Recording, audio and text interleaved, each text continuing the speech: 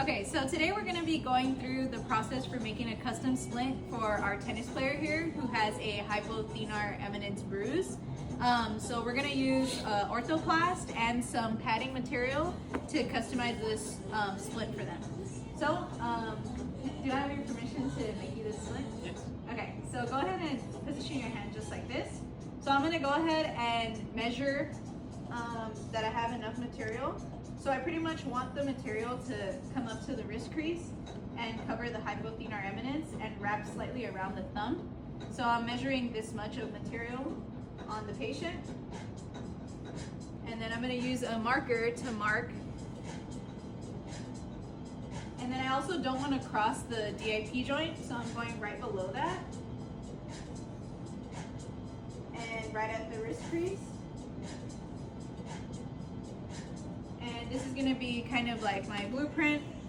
So now I'm going to take this material over to the hydrocollator and heat it up.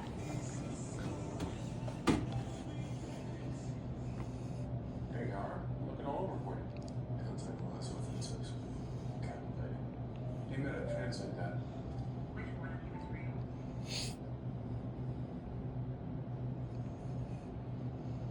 So it doesn't take too long for this material to get moldable. So once I get it moldable, I'm going to go ahead and bring it over to my towel. And I'm going to cut the material here. I rather cut more than to cut too little bit. I'm going to round the corners as well.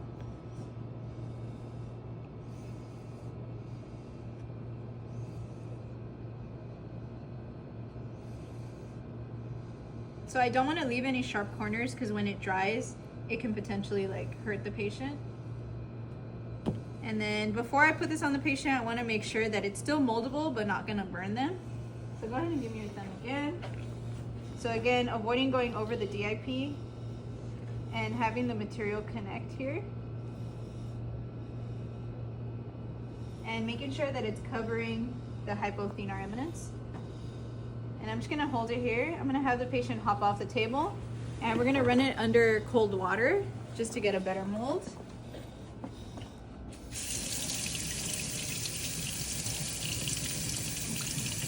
And just in this position, I want you to just move your wrist here and back. Does it bother you? Does it dig into you right here? No, It's fine? fine. Okay. So it's gotten pretty stiff there and now we can take it off and take a better look at the mold. We're gonna come back to the towel over here and dry it off.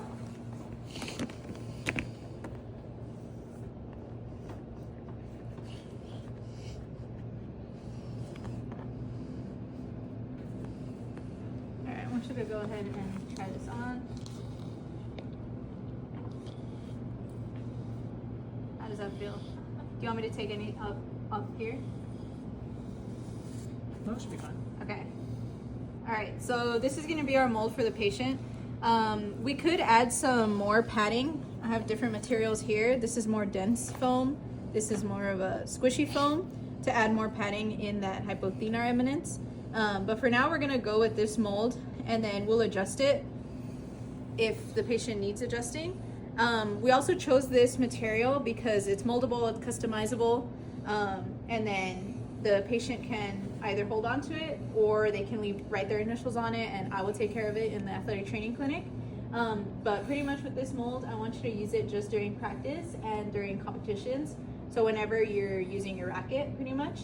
And I want you to make sure you keep it clean. So if you run this under hot water, it could potentially lose its mold, which is fine. We can just come in and adjust it. But you could use like Clorox wipes or any like disinfectant on this. So once we have the mold, it's nice and dry. We're gonna go ahead and put the patient's initials on it. So what are your initials? B. Okay. So I'm gonna put their initials. I'm also gonna put the side that the mold is for. So I'm gonna put L, thumb, and go ahead and have this labeling on there for him. I'm also gonna tape this on for competition because if not, it'll just slide off. So I'll go ahead and have you put that on.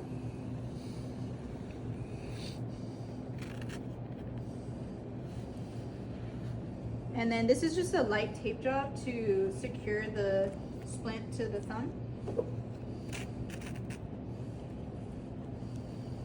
So if you don't mind positioning here and then spreading your fingers.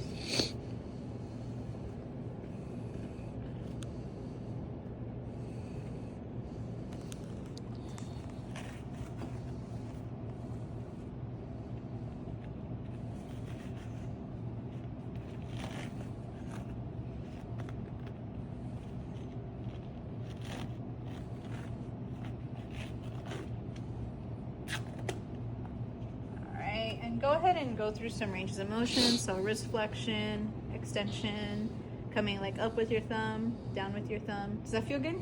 Yeah, that feels pretty good. All right. So this is going to be our custom splint for the patient. Again, we're going to tape it on for practice and games. Other than that, you don't need to use it. And we're just going to continue monitoring the contusion.